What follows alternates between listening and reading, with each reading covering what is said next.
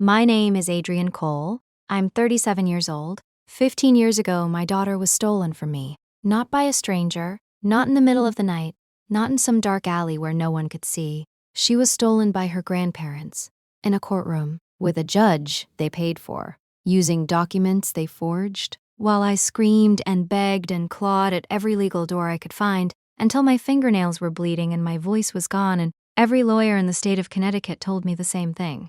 You can't fight the Montclairs. Nobody fights the Montclairs and wins. My daughter's name is Soleil. It means sun in French. Her father chose the name because he said she lit up every room she entered. She was 14 months old the last time I held her. She had her father's dark curls and my brown eyes and a laugh that sounded like bells ringing in an empty church. She is 16 now.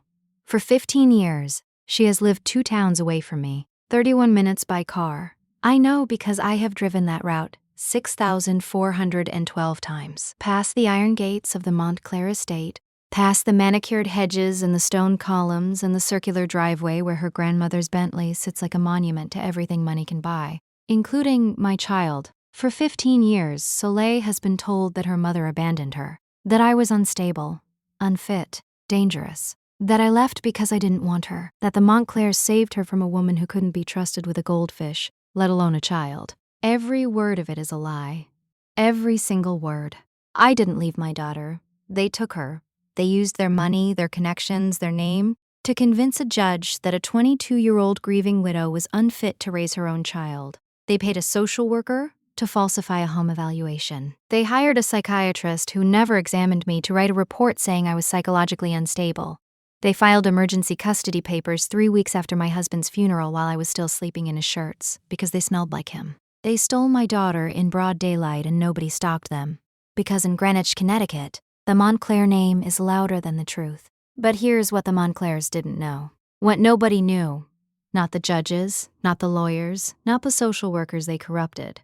I never stopped fighting.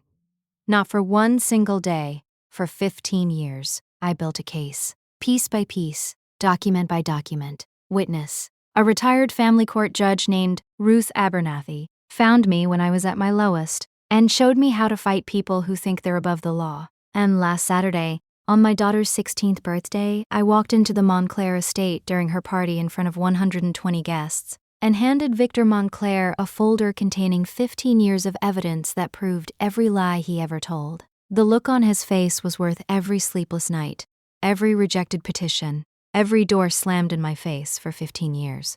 But I'm getting ahead of myself. Let me take you back to the beginning, to the girl who fell in love with the wrong family's son, to the night that destroyed everything, and to the 15-year war that no one believed I could win. Greenwich, Connecticut. If you don't know it, let me explain. Greenwich is where money goes to feel comfortable, where hedge fund managers build estates behind stone walls and send their children to schools that cost more than most people's houses, where the right last name opens every door and the wrong one keeps them all closed. The Montclair family had been in Greenwich for 5 generations. Victor Montclair ran Montclair Capital, an investment firm managing over $2 billion in assets. Catherine Montclair chaired the Greenwich Hospital Foundation, the library board, and the annual charity gala that raised more money in one evening than most nonprofits see in a decade. They had 3 children. The oldest, a daughter named Genevieve, the middle child, a son named Philippe, and the youngest, the son who would change my life and then leave it far too soon, Julian Montclair. I met Julian at a bookstore in Stamford. Not a fancy bookstore. You take it, I said. I've already read it twice. Twice? He raised an eyebrow. Then maybe you can tell me if it's worth the $3. We stood in that bookstore for 2 hours, talking about Steinbeck. Then Hemingway. Then whether bookstores smelled better than libraries. He said bookstores. I said libraries. We agreed to disagree over coffee at the diner across the street. He told me he was a graduate student in environmental science at Yale. He wanted to work in conservation, protect forests, save wetlands, the kind of work his father considered a waste of a Montclair education. He didn't tell me his last name for 3 weeks. When he finally did, I almost choked on my coffee. Montclair, as in Montclair Capital, as in the family whose name was on the children's wing of Greenwich Hospital. Julian watched my reaction with the resigned expression of someone who had seen it before. I know, he said. My family is that family. Why didn't you tell me sooner? Because I wanted you to know me first. Not the name, not the money. Me. He was the opposite of everything his family represented. Where they were calculating, he was genuine. Where they were performative, he was real. Where they accumulated wealth, he wanted to give things away. He told me about growing up in the Montclair household, the expectations, the appearances, the constant performance of being a proper Montclair. His father mapped out his life before he could walk. Boarding school, Princeton, Montclair capital, marriage to a suitable woman from a suitable family. Julian wanted none of it. He wanted forests and field research and a life that mattered beyond a balance sheet. His father called him the family disappointment. His mother called him sensitive, which in the Montclair vocabulary meant weak. The only person who ever supported him was his grandmother, Isabel Montclair, 81 years old. The matriarch who had married into the family in 1962 and spent 6 decades watching it become something she didn't recognize. Julian adored her. He called her Grandmère. She called him Montclair. My heart. Julian took me to her cottage on the Montclair estate, a small house at the edge of the property where she lived independently, refusing to move into the main house because she said it had too many opinions and not enough soul. She was tiny and fierce with silver hair and eyes that missed nothing. She looked at me for a long moment when Julian introduced us. Then she smiled. "You're the one," she said simply. "The one who makes him brave." I didn't understand then what she meant by brave. I would later. Julian and I dated for a year before his parents found out. We kept it quiet not because we were ashamed, but because Julian knew what would happen when his family learned that their youngest son was dating a girl from Bridgeport on a scholarship with no family name, no money, and no social connections. He was right. The confrontation happened at a family dinner in December 2008. Julian brought me unannounced. He said it was time. He said he was done hiding. Victor Montclair looked at me the way you look at something stuck to the bottom of your shoe.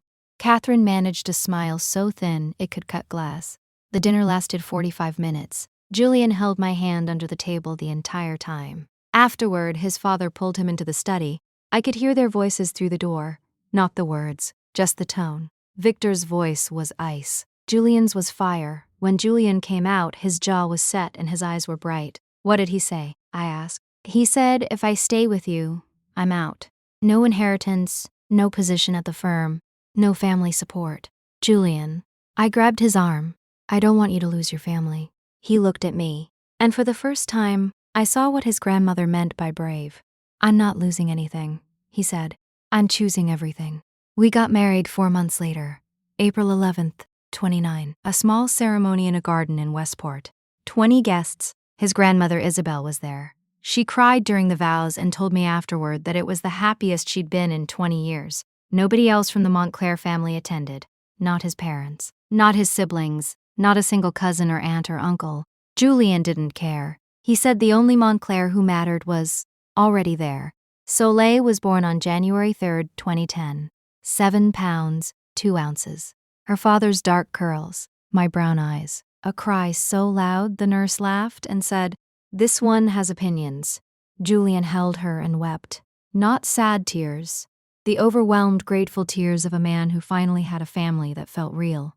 We had 11 months together. The 3 of us. 11 months of sleepless nights, and first smiles, and Julian singing French lullabies he learned from his grandmother, while Soleil fell asleep on his chest. 11 months.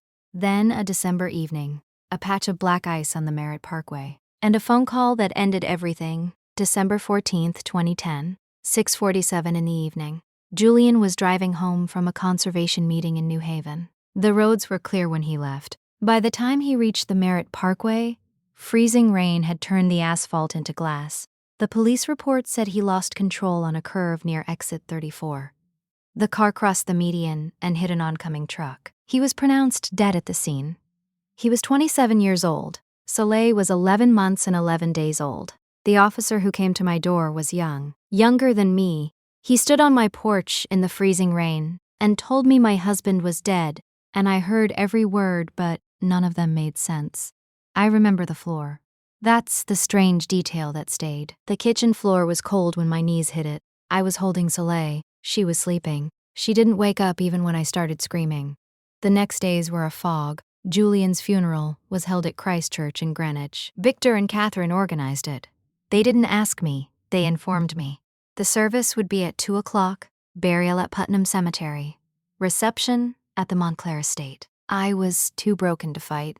I sat in the front pew holding Soleil while 200 people I didn't know mourned the man I loved. Victor gave a eulogy that talked about Julian's potential and the Montclair legacy and never once mentioned me or Soleil. After the burial, Catherine approached me in the parking lot. She was wearing a black Chanel suit and an expression of carefully constructed sympathy. Adrienne, we need to discuss Soleil's future. Her future? She's 11 months old. Her future is with me. Catherine's lips thinned. Of course. But you must understand, a child of Julian's deserves certain advantages. Education, social connections, opportunities that you simply cannot provide. I stared at her. My husband was barely in the ground, and she was already calculating. Soleil is my daughter. I will provide everything she needs. Catherine nodded in that way people nod when they've already decided you're wrong but don't want to argue in a parking lot. We'll talk more later, she said, when you've had time to grieve. I should have heard the threat in those words. I should have recognized the calculation behind that sympathetic smile, but I was 22 years old. My husband was dead, and I was holding a baby who would never know her father. I wasn't thinking about threats. I was thinking about surviving the next hour. 3 weeks later, I was served with papers. A man in a gray suit knocked on my door at 8:15 on a Tuesday morning. Soleil was in her high chair eating mashed bananas. I answered the door expecting a delivery. Adrienne Cole? He held out an envelope. You've been served emergency petition for temporary custody, filed by Victor and Catherine Montclair. The document was 47 pages long. I read it standing in my kitchen while banana dried on Soleil's chin and my coffee went cold on the counter. The petition alleged that I was psychologically unstable following my husband's death, that I was financially unable to provide adequate care, that the child would be better served in the custody of her paternal grandparents pending a full evaluation. Attached were 3 supporting documents. A psychiatric evaluation signed by a Dr. Lawrence Keating stating that Adrienne Cole exhibits signs of severe postpartum depression, compounded by acute grief disorder, rendering her temporarily unfit for primary caregiving responsibilities. I had never met Dr. Lawrence Keating. I had never been evaluated by any psychiatrist. A home assessment from a social worker named Diane Prescott, describing my apartment as inadequate, cluttered, potentially hazardous to an infant. The report noted concerns about nutritional provisions and general hygiene. Diane Prescott had visited my apartment once, for 12 minutes. She spent most of that time looking at her phone. My apartment was small but clean. The refrigerator was fully stocked. Soleil's pediatrician had noted at every visit that she was healthy, well-fed, and meeting every developmental milestone. And a financial analysis showing that my annual income of $28,000 was insufficient to provide for a child's basic needs in the state of Connecticut, while the Montclair family's combined assets exceeded $94 million. They weren't arguing that I was a bad mother. They were arguing that I was a poor mother, and in Greenwich, Connecticut, that was the same thing. The hearing was scheduled for January 18, 2011, 5 weeks after Julian's funeral. I had 5 weeks to find a lawyer, build a defense, and prove that a grieving 22-year-old widow deserved to keep her own child. I had $28,000 a year. They had $94 million. The math was never in my favor. I found a lawyer, a legal aid attorney named Sandra Whitfield, who worked out of a cramped office in Bridgeport and took my case for free, because she said it made her angry. And she did her best work angry. Sandra was 43 years old, former public defender. She had spent 15 years fighting custody cases for parents who couldn't afford private attorneys. She knew the system, she knew its weaknesses, and she knew exactly what the Montclairs were doing. This is a textbook wealth extraction case, she told me during our first meeting. The grandparents have resources. You don't. They're using the financial disparity to argue that money equals fitness. It's disgusting, but it works more often than it should. What about the psychiatric evaluation? I never met that doctor. Sandra's jaw tightened. Dr. Lawrence Keating is a private psychiatrist in Stamford. His practice caters to high net worth clients. 3 of his largest referral sources are law firms that represent families like the Montclairs. You're saying he was paid to write that report. I'm saying his evaluation of a patient he never examined is either fraud or incompetence. Either way, it's our strongest argument. And the home assessment? Diane Prescott has been a licensed social worker for 9 years. In those 9 years, She has conducted evaluations in 7 custody cases involving wealthy families. In every single case, she recommended custody transfer to the wealthier party. Sandra leaned forward. That's not a coincidence, Adrienne. That's a pattern. I felt something flicker inside me. Not hope exactly. Something harder. Determination. So we can fight this. We can try. But I need you to understand something. Sandra's voice softened. The judge assigned to your case is Harold Whitmore. He's been on the family court bench for 18 years. He's known in legal circles as a judge who values stability, which in practice means he favors the party with more resources. Is he corrupt? I can't prove that, but I can tell you that Victor Montclair has donated to 3 of his re-election campaigns. The hearing happened on a gray January morning. The courtroom was small and cold and smelled like old coffee and broken promises. I sat on one side with Sandra. The Montclairs sat on the other side, with a team of 4 attorneys from one of the most prestigious family law firms in Connecticut. Victor wore a charcoal suit that cost more than my car. Catherine wore pearls, an expression of maternal concern so practiced it could have been stamped on her face at a factory. I wore the only professional outfit I owned, a black blazer I bought at Goodwill for $12. My hands wouldn't stop shaking. The Montclair's lead attorney presented their case with surgical precision. The financial disparity, the psychiatric evaluation, the home assessment, character witnesses who testified to the Montclair's sterling reputation and community standing. Sandra fought hard. She challenged the psychiatric evaluation, she cross-examined Diane Prescott and exposed inconsistencies in her report. She presented my own evidence, Soleil's pediatric records showing perfect health, letters from my professors and employers attesting to my character, my own financial plan showing how I could provide for my daughter. But the math kept coming back. 28,000 versus 94 million. A 2-bedroom apartment versus a 30-room estate. A single mother with no family versus a family whose name was on buildings. Judge Whitmore issued his ruling 3 days later. The court finds that while neither party has been shown to be unfit, the best interests of the minor child are served by placement with the petitioners, Victor and Catherine Montclair, pending a full custody evaluation. The respondent shall have supervised visitation rights every other Saturday for 4 hours. Supervised visitation of my own daughter. Every other Saturday. 4 hours. Watched by a court-appointed monitor who sat in the corner and took notes while I tried to play with my baby and pretend my heart wasn't being ripped out through my chest. I had Soleil for 11 months. Then they took her. Sandra appealed. The appeal was denied. She filed a motion for reconsideration. Denied. She requested a new judge. Denied. Every door we knocked on closed. Every avenue we pursued ended in a wall made of Montclair money. After 6 months, the supervised visitation was reduced to once a month. After a year, it was reduced to quarterly. After 18 months, it was terminated entirely. The court's stated reason was that continued visitation was causing emotional distress to the child, who had bonded with her primary caregivers. Her primary caregivers. The people who stole her. The last time I saw Soleil, she was 2.5 years old. She sat on Catherine's lap and looked at me with confusion. Not recognition. Confusion. She didn't know who I was anymore. That was the day something inside me broke. And that was the day something else inside me began to build. Before we continue, let me ask you something. Have you ever had something taken from you that was rightfully yours? Not a possession, not money, something irreplaceable, something living and breathing that you loved more than your own life? Drop a comment below. And if you want to see what happened when I walked into that Sweet 16 party, hit that subscribe button, because what those court documents revealed made Victor Montclair's hands shake. The years after losing Soleil were the darkest of my life. I won't romanticize them. I won't pretend I handled them gracefully. I fell apart. I lost my job because I couldn't stop crying during shifts. I lost my apartment because I couldn't pay rent without a job. I spent 3 months sleeping on the couch of a friend from college who was kind enough not to ask questions she already knew the answers to. I drank too much. I stopped eating regularly. I drove past the Montclair estate at night and parked on the road outside the gates and stared at the windows trying to guess which room was Soleil's.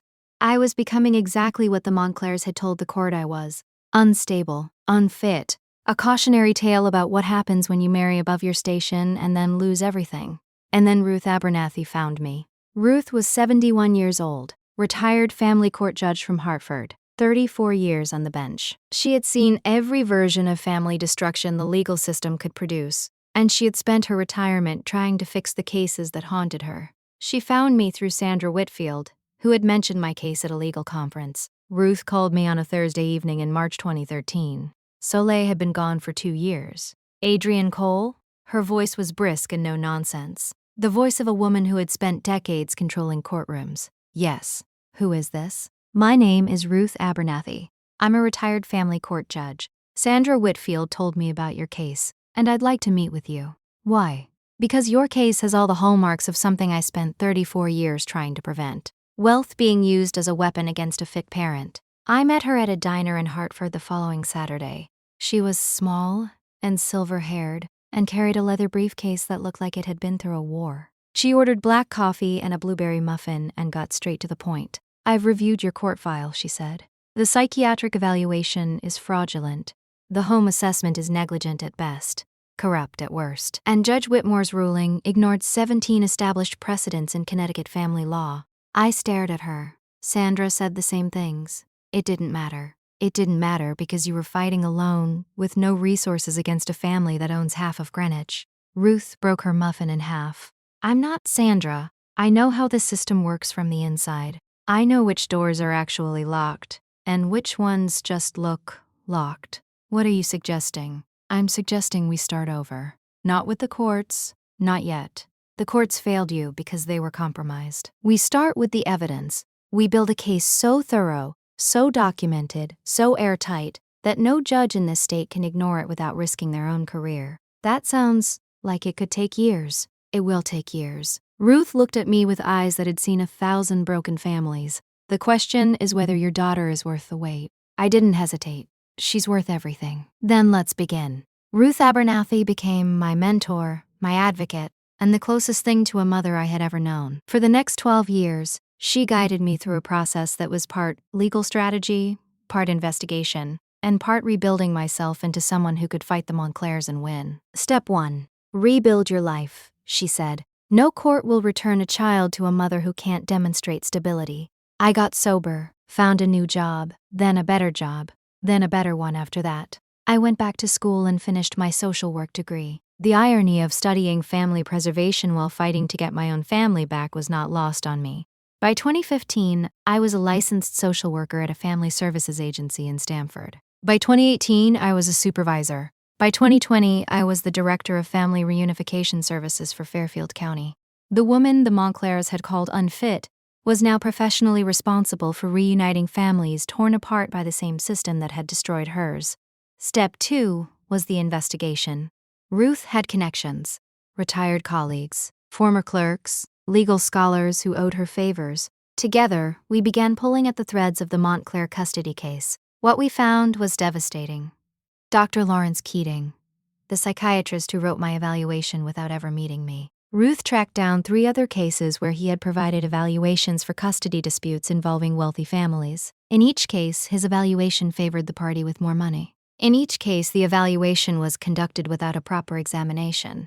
In 2019, Ruth found a former nurse from Keating's practice who was willing to talk. Off the record at first, then on the record. Dr. Keating kept a separate billing file for what he called special consultations, the nurse told us. These were evaluations written to order. The client would specify the desired conclusion, and Keating would write the report to match. The fee for my evaluation, $15,000, paid by Montclair Capital through a subsidiary called Greenwich Wellness Partners. Ruth documented everything.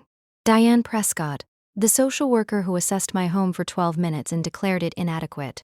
Ruth discovered that Prescott had resigned from the state licensing board in 2016, following an internal investigation. The details were sealed, but Ruth's contacts confirmed that the investigation involved allegations of falsified home assessments. Prescott was now living in Florida. She refused to speak with us, but Ruth obtained copies of 7 home assessments Prescott had conducted between 2009 and 2015. In every case involving a wealthy petitioner, Prescott's assessment favored the wealthier party. In every case, the assessment was conducted in under 30 minutes. The pattern was undeniable. Judge Harold Whitmore, the man who took my daughter. Ruth saved him for last, because he was the most dangerous thread to pull. Campaign finance records showed that Victor Montclair had donated $25,000 to Whitmore's re-election campaigns over a period of 12 years. The donations were made through a series of PACs and family trusts designed to obscure the source. More damning was what Ruth found in the court records themselves. In Whitmore's 18 years on the family court bench, he had presided over 23 cases involving families with a net worth exceeding $10 million. In every single case, custody was awarded to the wealthier party, 23 for 23, a perfect record of favoring money over merit. Ruth compiled everything into a file that grew from pages to inches to a full banker's box. Psychiatric fraud, falsified assessments, campaign donations, judicial patterns, financial records, witness statements, 12 years of evidence, 12 years of patience, 12 years of waiting for the right moment. That moment came on a Tuesday morning in September 2024, when Ruth called me with 3 words. "It's time, Adrienne." "What happened?" I asked. "Judge Whitmore retired last month. He can no longer retaliate through the bench. Dr. Keating's medical license is under review by the state board, and Diane Prescott has agreed to provide a sworn statement in exchange for immunity." My hands were shaking. Prescott is talking?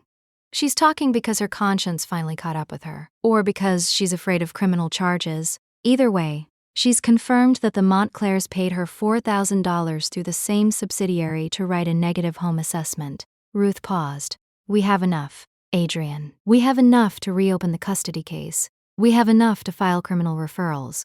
And we have enough to destroy the Montclair family's reputation in front of everyone who matters to them." I sat down slowly. 15 years. 15 years of building. 15 years of waiting. 15 years of driving past the Montclair estate and staring at windows. "When?" I whispered. "Soleil's 16th birthday is in 3 weeks." Her voice was careful. "I understand the Montclairs are planning a party at their estate. 120 guests." Ruth let the implication hang in the air. "You want me to do this at her birthday party?" "I want you to meet your daughter for the first time in 13 years. And I want the people who stole her to answer for it in front of everyone they've been lying to." I closed my eyes. My daughter, Soleil, 16 years old. A girl I had missed every moment of, every first day of school, every birthday candle, every scraped knee and bedtime story and teenage argument about curfews. "She thinks I abandoned her," I said. "They told her I left. Then, she deserves to know the truth." Ruth's voice softened. "And she deserves to hear it from you." I thought about it for exactly 4 seconds. "Tell me what I need to do." The next 3 weeks were the most focused of my life. Every waking moment was preparation. Every decision was calculated. Every detail was intentional. Ruth and I met every evening at her kitchen table in Hartford. The same table where she had spent 12 years teaching me how to fight. Now it was covered in documents, timelines, and a legal strategy so precise it could have been presented at a law school seminar. We divided the plan into 3 phases. Phase 1, the legal filing. Ruth's former clerk, a family law attorney named James Okoro, agreed to represent me pro bono. He filed a motion to reopen the custody case with the Connecticut Superior Court. The filing was based on newly discovered evidence of fraud, specifically the falsified psychiatric evaluation, the corrupted home assessment, and the pattern of judicial bias. The motion was filed on a Monday morning. Sealed. The Montclairs would not know about it until after the party. "Why after?" I asked James during one of our preparation sessions. "Because if Victor finds out before the party, he'll mobilize his attorneys. He'll get an emergency stay. He'll bury this in motions and delays and procedural roadblocks before your daughter ever hears the truth." James leaned forward across Ruth's kitchen table. "We file before the party. We serve after the party. The window between filing and service is our advantage. Once the motion is on the court's docket, it exists. Victor's lawyers can slow it down, but they can't make it disappear." Phase 2, the evidence package. Ruth assembled what she called the truth file, a leather portfolio containing the most devastating pieces of evidence, organized for maximum impact. The psychiatric evaluation signed by Dr. Lawrence Keating alongside Prescott's sworn statement confirming he never examined me. The home assessment alongside records showing the $4,000 payment from Greenwich Wellness Partners. Campaign finance records linking Victor Montclair to $25,000 in donations to Judge Whitmore. A statistical analysis showing Whitmore's 23 for 23 record of ruling in favor of wealthy petitioners. And the most important document of all, my visitation log.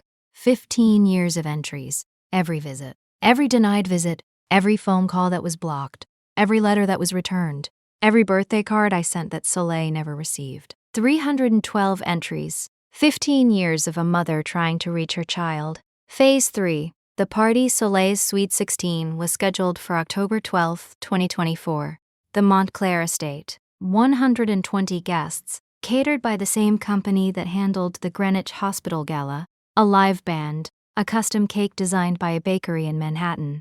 The Montclairs had spared no expense. Of course they hadn't. This wasn't a birthday party. It was a performance, a demonstration of wealth and family, and the illusion that Soleil Montclair was a happy, well-adjusted teenager from a loving home. I needed to get inside that party. The estate was gated. Security was guaranteed. I would not be on the guest list. Ruth solved this problem with a single phone call. Margaret Chen. The name surprised me. Julian's grandmother, Isabel's former attorney. The same woman who had helped Isabel draft her own will years before her death in 2016. Margaret, Ruth said during the call. I need a favor. Margaret listened to our plan in silence. Then she said something that made me grip the edge of Ruth's kitchen table. Isabel Montclair came to see me 6 months before she died. She updated her will, and she left specific instructions regarding Soleil. What instructions? I asked.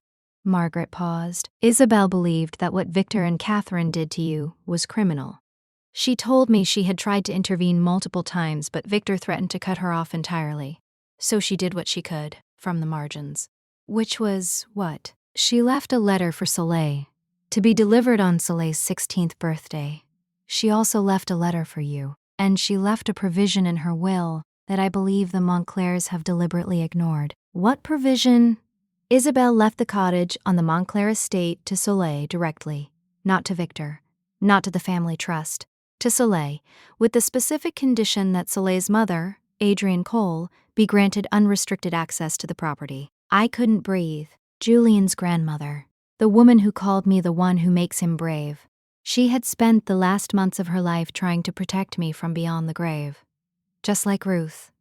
Just like Sandra. Just like every woman who had ever looked at what the Montclairs did and refused to accept it.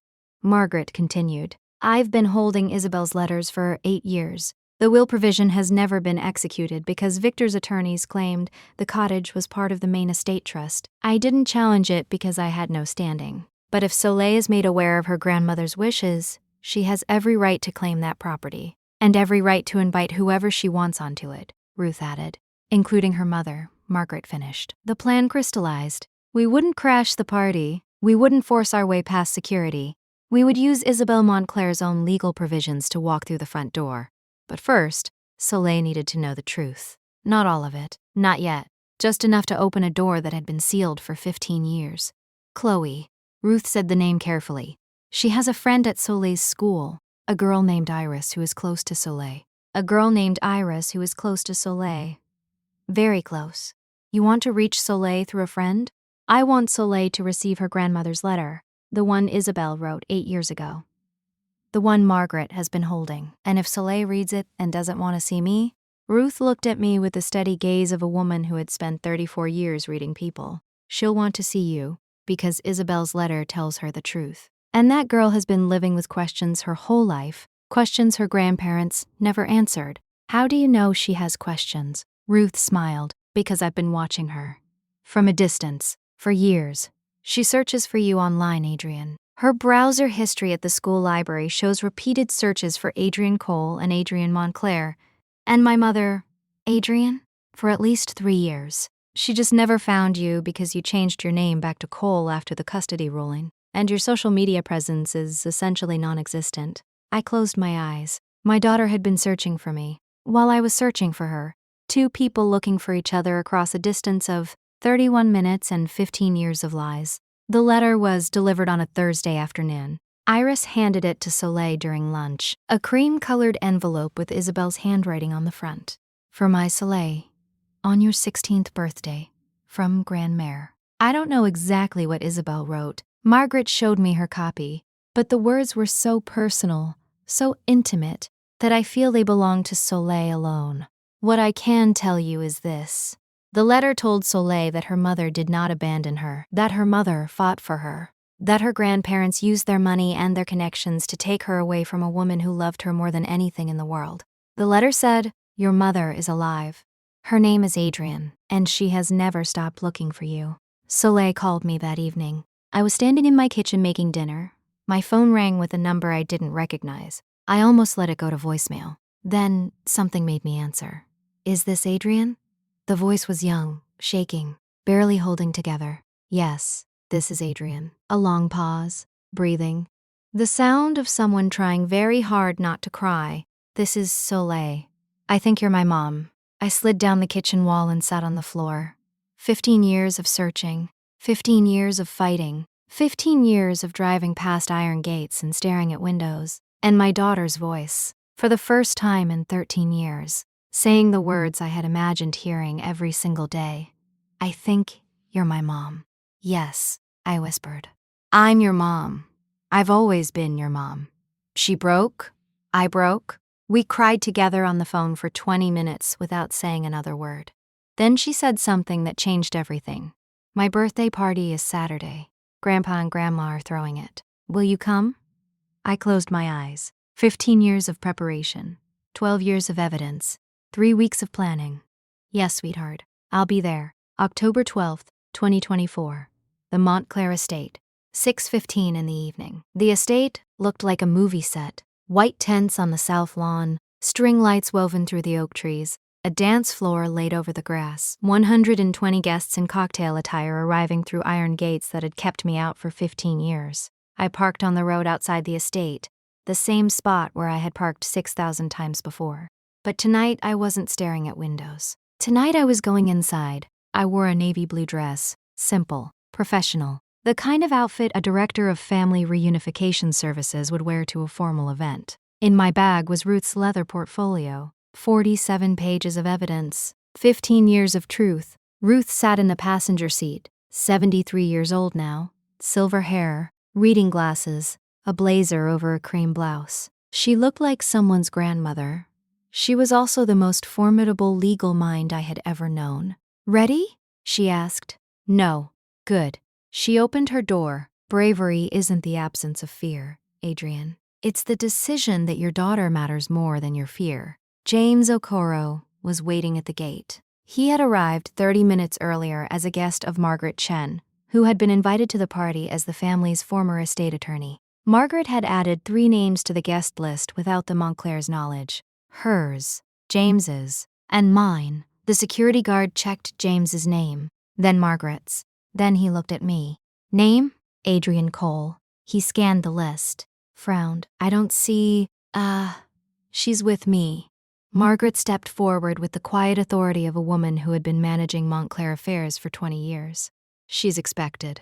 The guard hesitated, then waved us through. I walked through those iron gates for the first time in 15 years. The gravel crunched under my shoes. The oak trees arched overhead like a cathedral ceiling. The main house glowed warm and golden at the end of the drive. And somewhere inside, my daughter was waiting. The party was in full swing when we entered. A live band played jazz standards. Waiters circulated with champagne and hors d'oeuvres. Teenagers clustered in groups, laughing, taking photos. Adults mingled near the bar and the silent auction tables, because of course, there were silent auction tables. Even a 16-year-old's birthday party was a fundraising opportunity in the Montclair world. I scanned the room. 120 faces. I recognized some of them. Catherine's Bridge Club friends, Victor's business associates, families whose names appeared on buildings and hospital wings and museum plaques. Then I saw her, Soleil. She stood near the dance floor talking to 2 friends. She wore a white dress with small flowers embroidered along the hem. Her dark curls fell past her shoulders. Julian's curls. She had his height, too. Taller than I expected. And when she laughed at something her friend said, I heard it. Bells. Just like when she was a baby. Her laugh still sounded like bells. I stopped walking. My legs wouldn't move. 15 years of imagining this moment, and my body simply refused to cooperate. Ruth touched my elbow. "Breathe, Adrienne. Just breathe." Soleil looked up, her eyes scanned the crowd, found me, and stopped. She knew. Before I said a word, before I took another step, she knew exactly who I was. because a daughter knows her mother. Even after 15 years, even after a lifetime of lies, something deeper than memory, deeper than manipulation, deeper than money, recognized me. She walked toward me, slowly at first, then faster. Then she was running. She hit me like a wave, her arms around my neck, her face buried in my shoulder, her body shaking with sobs that she had been holding for years. Mom. The word came out broken and beautiful and 15 years overdue. Mom. Mom. Mom. I held her, my daughter, my Soleil, the baby they took from me at 14 months, the girl they told I abandoned, the teenager who searched for me on library computers and slept with a stuffed rabbit I gave her when she was a baby. I held her and I said the words I had been waiting 15 years to say. I'm here. I never left. I've been looking for you every single day. The room noticed. 120 people watched a teenage girl sprint across a dance floor and throw herself into the arms of a woman nobody recognized. Conversation stopped. Music played on, but nobody was listening. Catherine saw us first. She was standing near the cake table supervising the caterers. Her champagne glass hit the floor. Crystals shattered on Italian marble. Victor. Her voice cut across the room.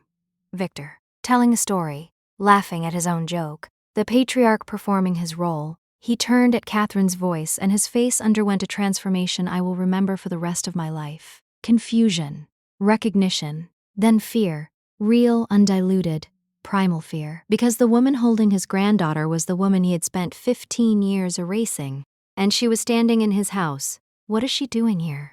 Victor's voice carried across the room. Someone call security. I pulled back from Soleil but kept my arm around her. She gripped my hand like she was afraid I would disappear again. Don't let go, she whispered. Never, I said. Never again. Victor pushed through the crowd. His face was red. His composure was cracking. You are not welcome here. This is private property. You need to leave immediately. Actually, Margaret Chen stepped forward. She is welcome here. Under the terms of Isabelle Montclair's will, the cottage on this property was bequeathed to Soleil, with the specific provision that Soleil's mother be granted unrestricted access. Victor's jaw clenched. That provision was never executed. Because your attorneys blocked it? Margaret's voice was calm but razor-sharp, which we will be addressing in court. Court? Victor looked from Margaret to Ruth to James. What court? James Okoro stepped forward. He held up a document. Mr. Montclair, my name is James Okoro. I represent Adrienne Cole in a motion to reopen the custody case of Soleil Montclair Cole. The motion was filed with the Connecticut Superior Court this past Monday. The room went dead silent. On what grounds? Victor's voice was strained. I stepped forward. On the grounds that you stole my daughter. I opened the portfolio. 15 years ago, you filed an emergency custody petition claiming I was psychologically unfit. I held up the psychiatric evaluation. This evaluation was written by Dr. Lawrence Keating, who never examined me. He was paid $15,000 by your subsidiary, Greenwich Wellness Partners, to write a predetermined conclusion. Someone in the crowd gasped. You also submitted a home assessment from Diane Prescott, a social worker who spent 12 minutes in my apartment and was paid $4,000 through the same subsidiary to describe a clean, well-stocked home as inadequate and hazardous. I pulled out the next document. And you funded Judge Harold Whitmore's re-election campaigns with $25,000 in donations, over 12 years. The same judge who awarded you custody, the same judge who terminated my visitation rights, the same judge who ruled in favor of the wealthier party in every single case he presided over for 18 years. Victor's face had gone gray, not red. Gray, the color of a man watching his empire crumble. Catherine grabbed Victor's arm. Stop her. Make her stop. Nobody moved. I turned to Soleil. She was standing beside me, her hand still in mine. Her eyes were wide but steady. She had her father's eyes, Julian's eyes, the eyes of someone who was born brave. Soleil, I said softly. They told you I abandoned you, that I left because I didn't want you, that I was unfit and unstable and dangerous. She nodded, tears streaming. I held up the visitation log. This is every attempt I made to see you over 15 years. 312 entries. Every visit request, every denied visit, every phone call that was blocked, every birthday card I sent that you never received, every letter I wrote that was returned unopened. I handed her the log. I never abandoned you. I was never unfit. I fought for you every single day for 15 years, and I would have fought for 15 more. Soleil opened the log. She turned the pages slowly, reading the dates, the notes, the handwriting of a mother who refused to give up. A woman in the crowd started crying. Then another. Then a man near the bar cleared his throat and looked away. Grandpa? Soleil's voice was small, but it carried across the silent room. Is this true? Victor opened his mouth, closed it, opened it again. Soleil, sweetheart, it's complicated. Is it true? She was 16 years old, and she asked the question with the authority of a judge delivering a verdict. Victor couldn't answer. Catherine was sobbing. The 120 guests stood frozen in a tableau of wealth and deception, and the terrible moment when a lie runs out of room. Ruth stepped forward. Her voice carried the weight of 34 years on the bench. Mr. Montclair, the evidence has been filed with the court. Criminal referrals for Dr. Keating and Diane Prescott are pending, and a formal complaint regarding Judge Whitmore's judicial conduct has been submitted to the Connecticut Judicial Review Council. She paused. You used your money to take a child from her mother. You corrupted officers of the court. You falsified evidence. And you told a little girl that her mother didn't want her. Ruth looked at him with the steady gaze of a woman who had seen the worst of the family court system and refused to accept it. In 34 years on the bench, I saw many terrible things, but I have never seen anything as calculated, as cruel, or as cowardly as what you did to this family. Victor sat down, not in a chair. His legs simply gave way and he sat on the edge of a planter, his hands hanging between his knees, his face gray, his empire collapsing around him. Soleil looked at me. Mom, can we leave? I put my arm around her. Yes, sweetheart. Let's go home. We walked out through the iron gates, past the oak trees, past the gravel drive, past the spot where I had parked 6,000 times staring at windows. Ruth walked beside us. James, behind. Margaret brought up the rear. 120 witnesses watched us leave. Nobody tried to stop us. Nobody defended Victor. Nobody said a word. The iron gates closed behind us, and for the first time in 15 years, my daughter was on the right side of them. The aftermath moved fast, faster than even Ruth had predicted. By Sunday morning, 12 hours after the party, 3 of Victor's business partners had called requesting meetings. Not social calls, formal meetings. The kind that come with lawyers and accountants and phrases like reputational risk assessment. By Monday, the story had leaked. Someone at the party, probably multiple someones, had told friends who told journalists who told the internet. A reporter from the Greenwich Time called my phone at 7 in the morning. Ms. Cole, can you confirm that you confronted the Montclair family at a birthday party this weekend regarding custody fraud? I directed her to James Okoro. I wasn't going to tell my story through reporters. I was going to tell it through the courts. James held a press conference on Tuesday, controlled, professional, factual. He presented the motion to reopen the custody case without disclosing the full evidence file, just enough to establish the narrative. A young mother lost custody of her child through fraudulent proceedings, he told the cameras. The psychiatric evaluation was fabricated. The home assessment was purchased, and the presiding judge had a documented financial relationship with the petitioning family. The phrase, financial relationship, was deliberate. James wanted people to understand what had happened without using the word corruption. Let them draw their own conclusions. They did. By Wednesday, the Connecticut Judicial Review Council announced a formal investigation into Judge Harold Whitmore's tenure on the family court bench. Not just my case. All 23 cases where he had ruled in favor of wealthy petitioners. By Thursday, Dr. Lawrence Keating's medical license was suspended pending an investigation by the state medical board. His attorney released a statement calling the allegations baseless. Nobody believed him. By Friday, Diane Prescott's sworn statement was entered into the court record. She confirmed everything: the payment, the predetermined conclusion, the 12-minute visit that was never meant to be thorough. She also confirmed something we hadn't known. The Montclairs had used the same playbook in another custody case. A family in Stamford, a young mother, a wealthy father, the same doctor, the same social worker, the same judge. We weren't the only ones. That realization hit me like a physical blow. I wasn't the only mother who had been destroyed by this machine. Victor Montclair released a statement through his attorney the following Monday. The Montclair family denies any wrongdoing in the custody matter involving their granddaughter. All actions were taken in good faith and in the best interest of the child. The family looks forward to resolving this matter through proper legal channels. Good faith, best interest, proper legal channels. The same words they had used 15 years ago to steal my daughter. The same language of institutional power dressed up as concern. But the language didn't work anymore because the truth was out. And truth, as Ruth always said, is the one thing money can't buy or bury. The family fallout was devastating. Genevieve, Julian's older sister, called me 3 days after the party. I had never spoken to her before. She had been part of the family that erased me, part of the silence. Her voice was thin and shaking. Adrienne, I need you to know something. I didn't know about the forged evaluation. I didn't know about the social worker. I thought the custody ruling was legitimate. She paused. But I knew it was wrong. I knew taking Soleil from you was wrong. And I said nothing because saying something would have meant standing up to my father. And nobody stands up to Victor Montclair. Nobody did, I said. Until now. Long silence. Julian would be proud of you, she whispered.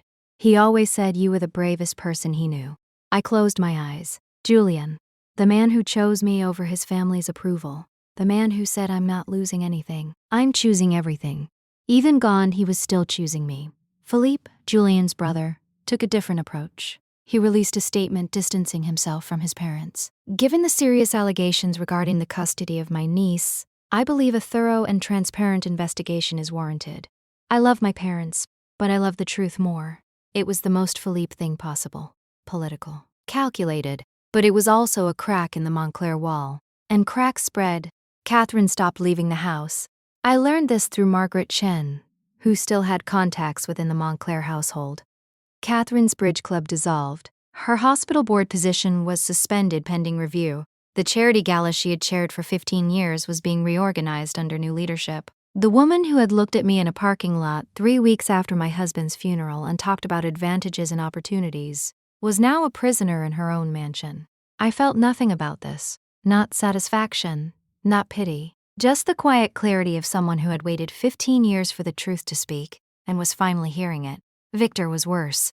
His business partners began distancing themselves. Montclair Capital lost 3 major clients in the first month. Not because of the business itself, but because, in Greenwich, Connecticut, reputation is everything. And Victor Montclair's reputation was now permanently attached to the words, custody fraud. Soleil stayed with me that first night. After the party, she sat on my couch in borrowed pajamas and looked around my apartment with eyes that were trying to process 15 years of absence. This is where you live? This is home. I sat beside her. It's not a mansion. She looked at me with Julian's eyes. I don't want a mansion. I want my mom. I pulled her close, and we sat there, mother and daughter, on a second-hand couch in a small apartment in Stamford. 15 years late and exactly on time, the custody case moved through the courts over the following months. The evidence was overwhelming. The new judge, a woman named Patricia Huang, who had a reputation for thoroughness and zero tolerance for corruption, reviewed the case from the beginning. Her interim ruling was issued in December 2024. The court finds substantial evidence that the original custody determination was obtained through fraudulent means, including but not limited to a fabricated psychiatric evaluation, a compromised home assessment, and a pattern of financial relationships between the petitioning family and the presiding judge. We moved in 3 months ago. Soleil wanted to be here, not for the Montclair name, not for the money, because this is where her father grew up visiting his grandmother, because this is where Isabel sat in her rocking chair and called Julian Montclair, because this is the only part of the Montclair estate that ever felt like home. The cottage is small, 3 bedrooms, a kitchen that needs updating, a garden that Isabel planted 30 years ago and that I have spent every weekend bringing back to life. Soleil helps. She has her father's hands, careful and patient with growing things. She's doing well, better than I expected, better than anyone expected. She started therapy in November with a counselor who specializes in family trauma. She goes twice a week. She talks about the lies she was told, the questions she was afraid to ask, the years she spent believing her mother didn't want her. She also talks about her grandparents. Not with hatred, with a sadness that breaks my heart, because despite everything they did, they raised her. They were the only family she knew. And learning that the people who tucked her in at night were the same people who stole her from her mother is a wound that will take years to heal. I don't rush her. I don't force her to choose. I just show up every morning, every evening, every moment she needs me. The way I would have shown up for the last 15 years if they had let me. Victor and Catherine are facing criminal referrals. The district attorney's office is reviewing the evidence for potential charges of fraud, conspiracy, and obstruction of justice. Margaret says charges are likely but not certain. The Montclair legal team is formidable. They will fight. Let them fight. I've been fighting for 15 years. I can wait a little longer. Judge Whitmore is under formal investigation. 14 of his 23 cases involving wealthy petitioners have been flagged for review. 6 families have come forward with stories similar to mine. 6 mothers and fathers who lost their children to the same corrupt system. Ruth is helping them. At 73, she's taken on more cases than she had during her last year on the bench. When I told her she should slow down, she laughed and said retirement is for people who have nothing left to fight for. Dr. Keating's medical license has been permanently revoked. Diane Prescott is cooperating with the investigation in exchange for reduced penalties. The machine that stole my daughter is being dismantled, piece by piece, gear by gear, not by money, not by power, by the truth. Soleil asked me something last week that I will carry with me forever. We were sitting on the cottage porch, watching the sun set over the Montclair property. The main house loomed in the distance, dark now. Victor and Catherine rarely turn the lights on anymore. Mom?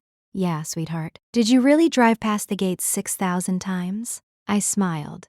6,412.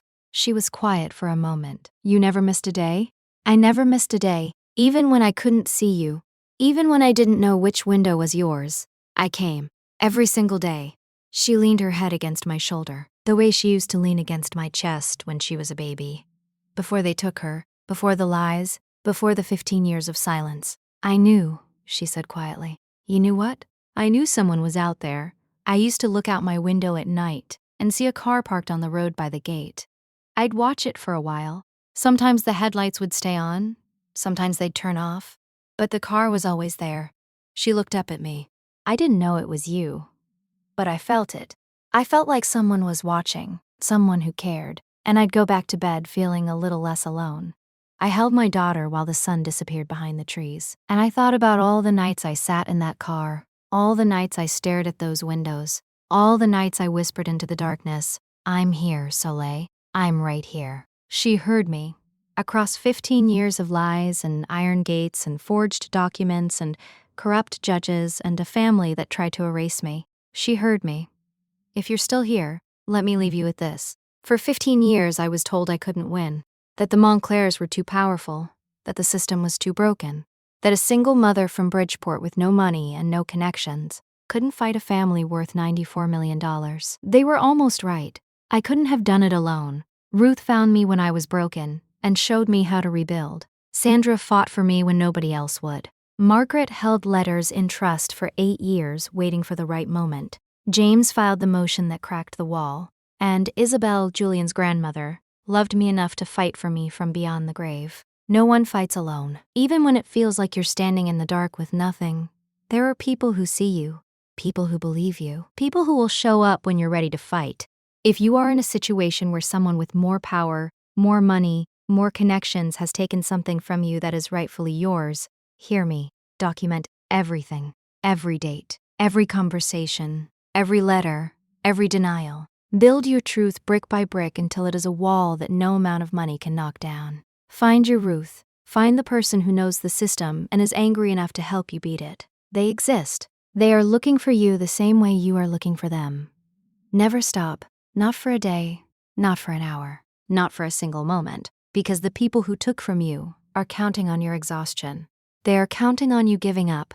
They are betting their entire strategy on the assumption that you will eventually get tired and walk away. Don't walk away. Don't get tired. Don't let them win.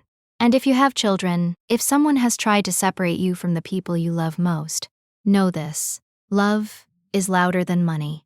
Truth is stronger than power. And a mother who refuses to stop looking will always, always find her child. I found mine. She was 31 minutes away. Behind iron gates, I drove past 6,412 times. In a house full of lies that finally ran out of room. She's home now, with me, where she belongs. where she has always belonged, and no one will ever take her again. Thank you for staying with me through this story. If it resonated with you, please hit that like button and subscribe. I want to hear from you. Have you ever fought for something everyone told you was impossible? Have you ever refused to give up when the whole world said you should? Drop your thoughts in the comments. And if you want more stories like this, stories about fighting for what's right and never giving up, check the link in the description. Until next time, take care of yourself, take care of your people, and never, ever stop fighting for the ones you love.